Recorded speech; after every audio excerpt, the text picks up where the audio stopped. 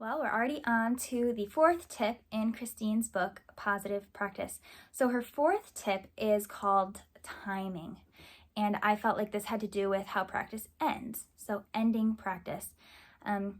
She had a few tips for this. She suggests ending practice with something fun and enjoyable that makes them feel successful. So just like we tried to start practice with something fun, we're going to try to end with something fun that makes them feel successful. That part is important because they've just been through a lot of brain work. Practice, it involves a lot of brain work and energy and thinking and focusing. So they want to just do something that makes them feel good about themselves, successful, and doesn't take like all that brain energy.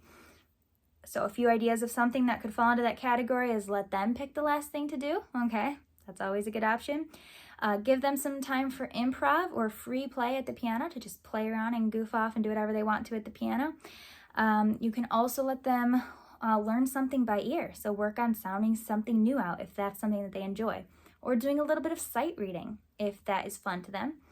You could also repeat a piece from earlier that you noticed that they played really well and have them do it again to just congratulate them. And wow, you see how good that sounded? Even take a video of them playing it. We're going to video this and we're going to send it to grandma.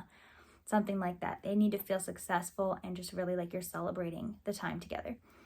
The last idea is have your child teach you something. So use it at the piano and they get to teach you. Something like that. I'm sure there's like a gazillion more ideas you could come up with, but just end on something fun, relaxing, enjoyable. And then lastly, this is a pretty short section.